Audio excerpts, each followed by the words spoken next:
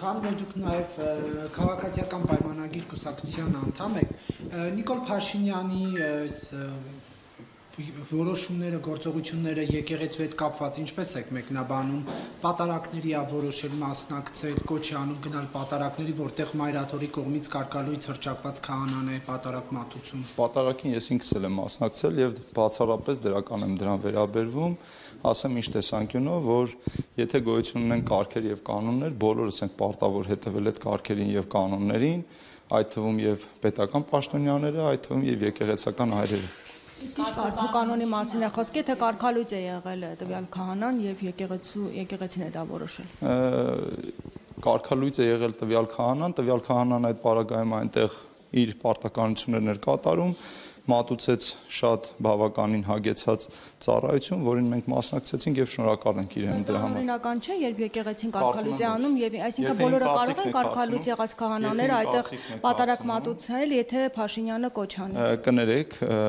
այստեղ հարցը կոչին չի վերաբերում, եթե իմ կարծիքն եք հարցնում, պատարակ է մատուցել համապատասխան սպասավոր, որին մենք մասնակցել ենք եւ կրկնում եմ շնորհակալ ենք իրեն։ Այսինքն դուք էլ չեք հարգում եկեղեցու որոշումը։ Ես պատարակին բոլոր կիրակիներին չեմ մասնակցում, բայց բավականաչափ հաճախ այցելում եմ մեր այն եկեղեցին, որի մոտ ես բնակվում եմ։ Չէ, խոսքը այս կիրակի պատարակի մասն է, այսինքն Հովանավանքում հնարավոր է մասնակցեմ։ ասի գնալու եք։ Ես կրկնում եմ, որ ես իմ կամքով, իմ ցանկությամբ մասնակցում եմ այն պատարակներին, որին որ ցանկանում եմ մասնակցել։ Այս կիրակի գնալու եք։ Չեմ կարող ասել, դեռ պլաններս մշակված չի, բայց հավանաբար կմասնակցեմ։ Դա ներկայացնք չէ եկեղեցու որոշման հանդեպ։ Ես արդեն նշեցի, որ կարծում եմ, որ ոչ, անհարգանք չէ, որովհետև դե հիմա կներեք, ես չեմ կարող իմ հավատամքը բացատրել, որովհետև ես մասնակցում եմ այն պատարակներին, որին ցանկանում եմ մասնակցել, եւ իմ կարծիքով դա անհարգանք չէ որևէ բան նկատմամբ։ Վեհին նախաձեռնությանը դուք եք միացել։ Այդ որ նախաձեռնության Արեգ ջան։ Նիկոլ Փաշինյանն է ասում Վեհարանը վեհին։ Դե ես կարծում եմ, որ Վեհարանը պետք է այն կարգավիճակում լինի, որ կարգուկանոնը եւ ամեն ինչը պահպանված լինեն սահմանված ընթացակարգերին համաձայն։ Դուք խոստացել եք, որ լսում եմ ձեզ։ Նիկոլ Փաշինյանը նախորդ հարցուպատասխանի ժամանակ նշում էր, որ եկեղեցիները իրենց գույքերով, տարածքներով պետությանն է, որոնք անհատույց օգտագործման իրավունքով տրվել է Մայրաթորին, բայց հետո լրագրողները բացել էին այդ Հովանավանքի օրինակով ցույց էին տալիս, որ կադաստրի թղթով, ինչպես սիրում է Նիկոլ Փաշինյանն ասել, Մայրաթորին է պատկանում օրինակ Հովանավանքը։ Ես ձեր հղումները իհարկե չեմ հասկանում, ինչպես սիրում է ասել, եթե դուք կոնկրետ հարց ունեք, խնդրում ձեր հարցը։ Առանց որևէ հղումների, լսում եմ ձեզ։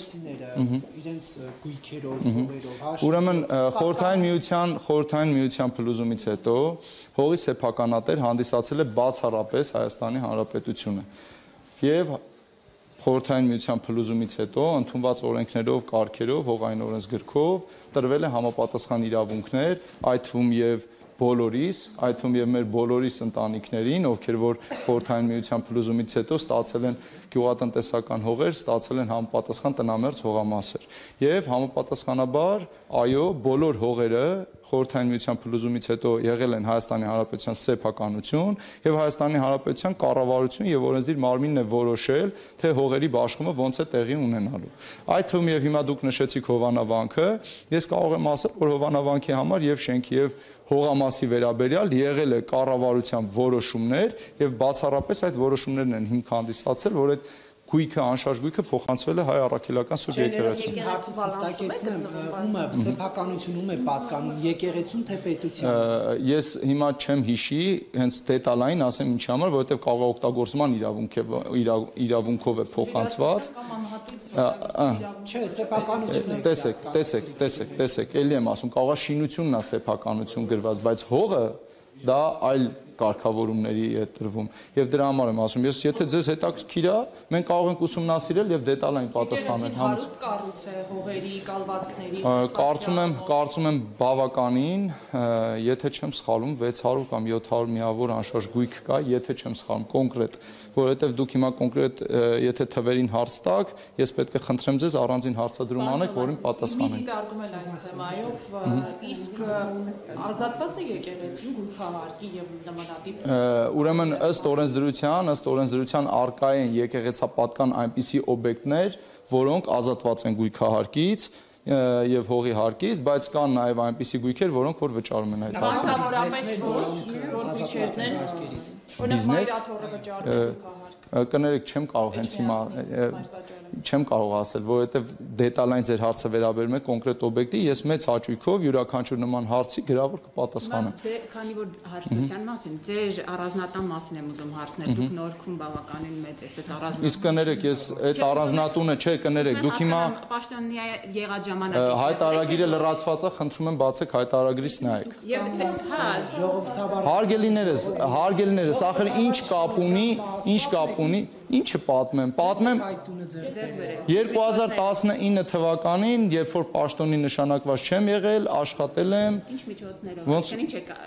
Համետ ասֆալտապատման տեխնիկական ընկերությունում եք։ Հա, բիզնեսն եք այսինքն։ Ոչ, սխալ եք մեկնաբանում։ Ինչ միջոցներով եք։ Ես միշտ մասնագիտական ոլորտում ծառայություններ եմ մատուցել, եղել եմ ամբիոնի վարիչ, դասախոսել եմ։ Դասախոսը այդքան կարող է։ Կներեք, հարգելիներս, ամեն ինչ հայտարարագրված է, խնդրում եմ բացեք եւ կարդացեք։ Լավ, մի հարց հետ կապված է, հայտնի ծեծի թեման դեռ չի փակվել եւ ուզում ենք հասկանալ, դուք ինչ կարգավիճակ ունեք այդ պահին։ Դրա վերաբերյալ ես շատ մանրամասն հարցազրույց եմ տվել կառավարության շենքում, մանրամասն բացատրություններ եմ տվել դրա վերաբերյալ։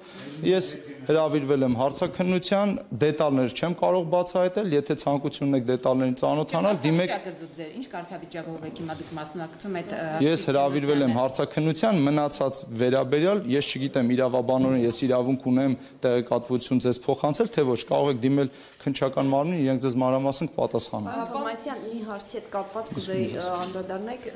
Կիրանցի այդ սահմանազատումը, որ եղավ, հետո հայտարարվեց նաև դուք էլ Դրա վերաբերյալ էլ ձեզ է բազմաթիվ անգամներ հարցազրույց եմ տվել։ Կադաստրային անճշտությունների մասին եք դուք ասում, հետո նաև ասցիք, որ այդ ուղղությամբ աշխատանքներ են տարվում այդ անճշտությունները վերացնելու։ Հիմա քանի որ առաջիկայում էլի սահմանազատում է լինելու եւ այլն շարունակում է գործընթացը, ուզում եմ հասկանալ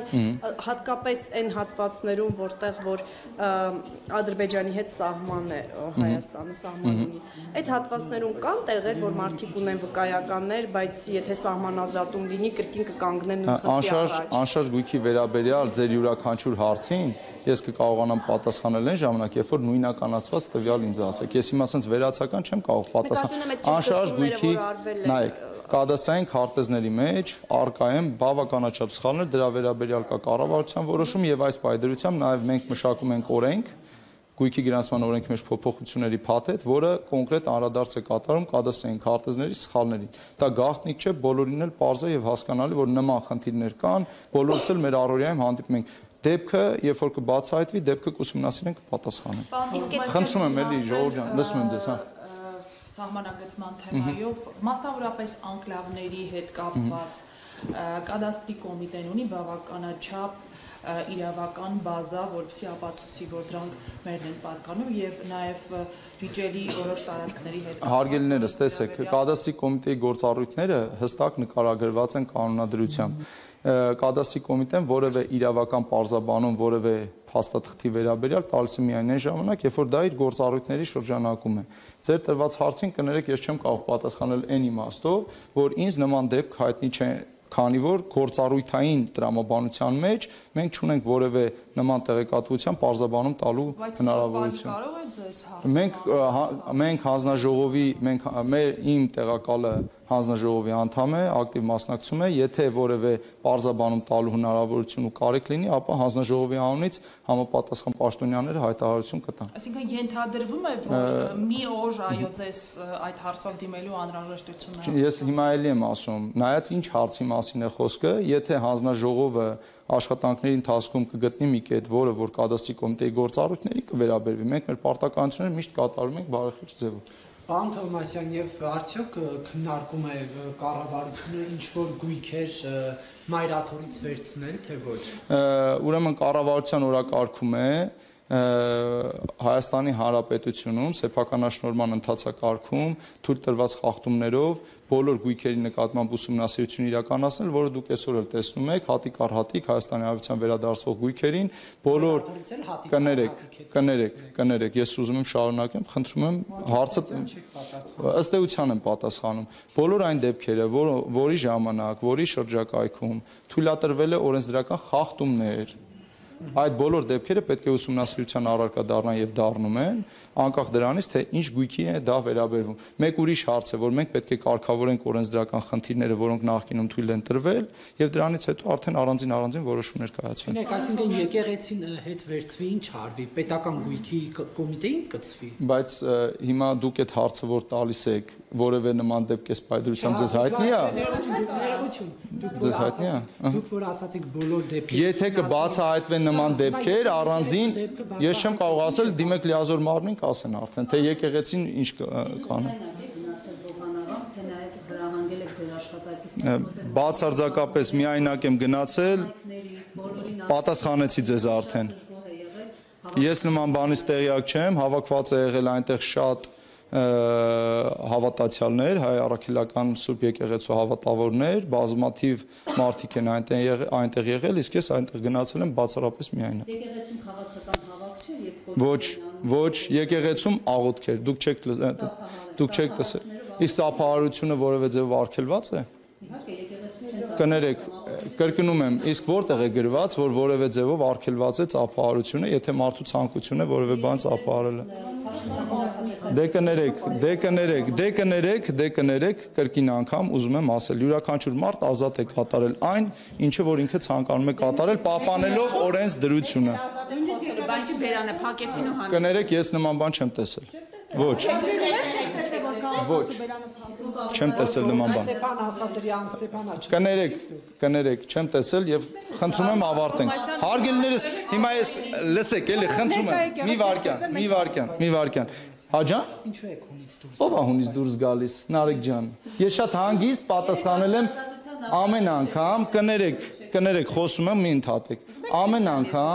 Ամեն անգամ, երբ որ դուք ինձ կանգնացնում եք հարցազրույցի, ես շատ համբերատար կանգնում եմ, պատասխանում ձեր յուրաքանչյուր հարցին, վերջում դուք մի հատ նմանատիպ ռեպլիկ եք բացում, ինչու եք դուրս գալիս հունից։ Որտեղ տեսակ որ ես հունից։ Դուք